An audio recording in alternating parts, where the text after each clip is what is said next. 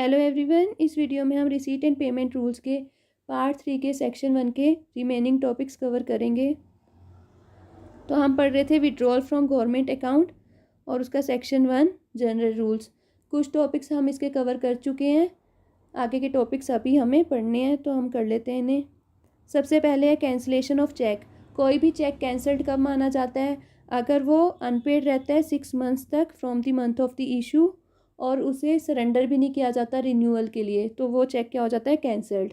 जैसे मान लो डिपार्टमेंट ने किसी पर्सन को कोई चेक इशू किया पेमेंट के लिए और उस पर्सन ने उसकी पेमेंट नहीं ली 6 महीनों तक और ना ही उसे सरेंडर किया रिन्यूअल के लिए, तो वो चेक क्या हो जाएगा? Cancel. Next is lost cheque. कई बार चेक गुम हो जाते हैं तो उनके लिए क्या कंडीशंस रहती हैं वो हमें पढ़ना है। अगर चेक गुम हो जाता है तो फ्रेश चेक इशू करते हैं। कौन करते हैं? पे एंड अकाउंट्स ऑफिस या फिर चेक ड्राइंग डीडीओ। और कब तक कर सकते हैं इशू? जो चेक की डेट ऑफ इशू होती है उससे 1 साल तक, या फिर जब वो क्लेम ड्यू होता है उससे 3.5 ईयर्स तक। इन दोनों में से जो बेनिफिशियल होता है तब किया जाता है और साथ में प्रिंसिपल एओ का कंकरेंस लिया जाता है। तो आपको ये दोनों कंडीशंस पता होनी चाहिए। कौन इशू करता है फ्रेश चेक? पीओ या फिर सीडीडीओ। और कब तक कर सकते हैं? डेट ऑफ इशू से 1 साल तक, या फिर जब क्लेम ड्यू हुआ था उससे 3.5 ईयर्स तक। और साथ में कंकरेंस लेना पड़ता है प्रिंसिपल एओ का। जब भी फ्रेश चेक इशू किया जाता है तो पीओ से एक नॉन पेमेंट सर्टिफिकेट लिया जाता है। अगर फ्रेश चेक इशू कर दिया जाए और फिर भी दोनों चेक्स की पेमेंट हो जाए, जो फ्रेश चेक हुआ है इशू और पुराने वाले चेक की भी, तब जो रिन्यूड चेक की अमाउंट होती है उसे सस्पेंस अकाउंट में डाला जाता है, यानी कि 8658 हेड में उसे डाला जाता है। जब भी चेक लॉस्ट होता है तो एक इंडेमनिटी बॉन्ड लिया जाता है उस पर्सन से। किस फॉर्म में? GR12 में। तो आपको ये पता होना चाहिए लॉस्ट चेक का जो इंडेमनिटी बॉन्ड होता है वो कौन सा होता है? GR12। इस बार क्वेश्चन भी पूछा हुआ था ये। नेक्स्ट इज गवर्नमेंट ऑफिसर जो भी गवर्नमेंट ट्रांजेक्शन्स करते हैं उनके स्पेसिमन सिग्नेचर्स को हाई सेंड किया जाता है। कहाँ पे सेंड किया जाता है? पीओ को या फिर बैंक को। अगर वो गवर्नमेंट ऑफिसर बिल से रिलेटेड काम करते हैं तो पीओ को सेंड किया जाएगा। अगर चेक डीलिंग हैंड है तो वो बैंक को उसके स्पेसिमन सिग्नेचर्स सेंड किए जाएंगे। और भेजता कौन है? उस ऑफिसर का जो सुपीरियर ऑफिसर होगा, सुपीरियर अथॉरिटी होगी, वो उस गवर्नमेंट ऑफिसर के स्पेसिमन सिग्नेचर्स को या तो पीओ को या फिर बैंक को, जहाँ पे भी रिक्वायरमेंट है एज पर रिक्वायरमेंट सेंड करेगा।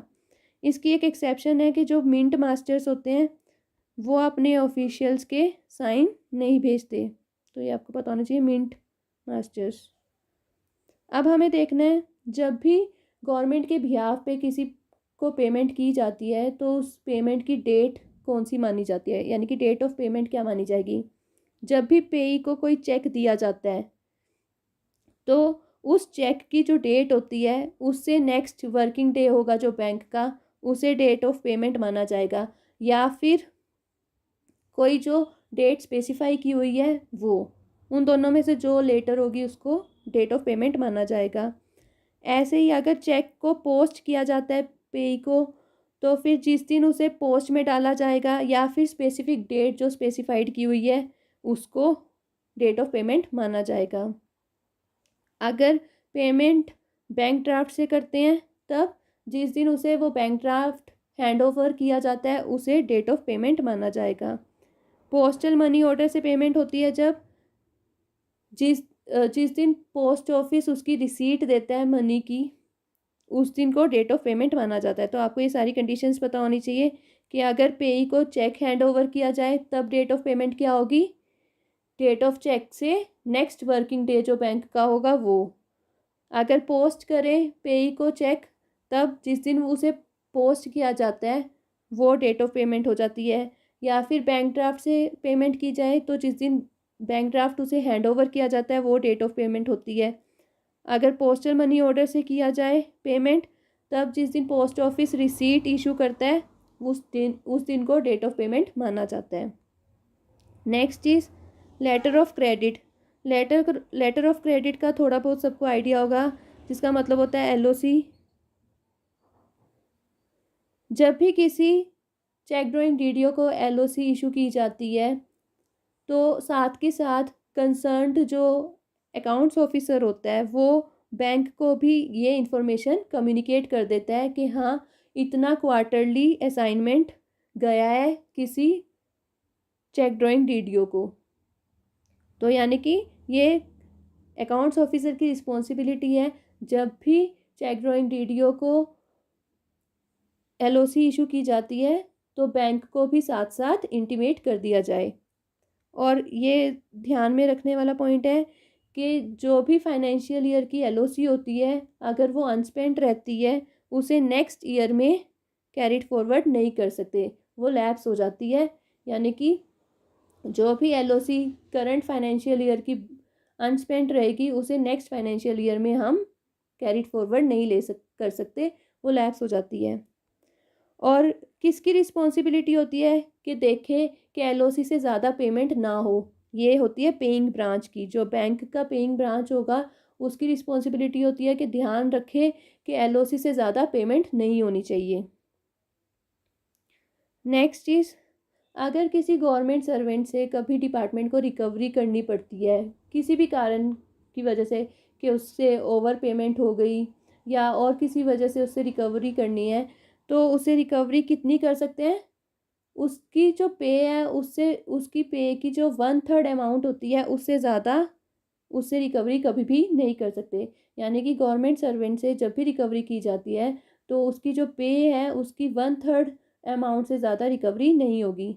लेकिन कुछ केसेस में इससे ज़्यादा रिकवरी कर सकते हैं। कब कर सकते हैं, अगर वो ऑर्डर्स के ख़िलाफ़ कुछ काम करे या फिर जब भी एडवांस ले तो एडवांस जिस पर्पस के लिए उस पर्पस में वो एडवांस का यूज़ ही ना करे, कहीं और उसका यूज़ कर ले, तब उस गवर्नमेंट सर्वेंट से रिकवरी 1/3 ऑफ द पे से ज़्यादा कर सकते हैं। तो ये आपको कंडीशंस पता होनी चाहिए कि जो गवर्नमेंट सर्वेंट है उससे रिकवरी जब भी की जाती है उसकी जो पे है उसकी 1/3 अमाउंट से ज़्यादा रिकवरी नहीं होती।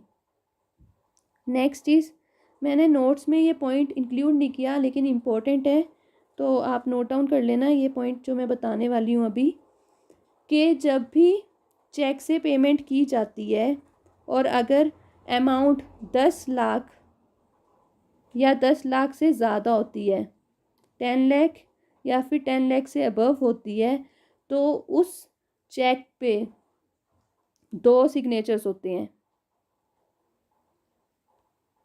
2 साइन होंगे उस पे। तो पहला तो उसी का होता है डिस्बर्सिंग ऑफिसर का, और सेकंड किसका होगा, डिविजनल अकाउंटेंट का या फिर किसी सुपीरियर अथॉरिटी का जिसे चीफ कंट्रोलर ऑफ अकाउंट्स ये रिस्पॉन्सिबिलिटी दे। तो आपको ये ध्यान रखना है, बहुत इंपॉर्टेंट पॉइंट है कि जब भी चेक की अमाउंट 10 लाख या 10 लाख से ज़्यादा होती है तो फिर उस पर कितने साइन होते हैं, 2 साइन होते हैं। एक तो जो ऑफिसर है वो करता ही है जिसका ये काम है, साथ के साथ एक डिविजनल अकाउंटेंट के भी साइन लिए जाएंगे या फिर किसी सुपीरियर अथॉरिटी के जिसे सीसीए ने, चीफ कंट्रोलर ऑफ अकाउंट्स ने ये रिस्पॉन्सिबिलिटी दी है। तो ये पॉइंट इम्पोर्टेंट है, नोट कर लेना। Thank you.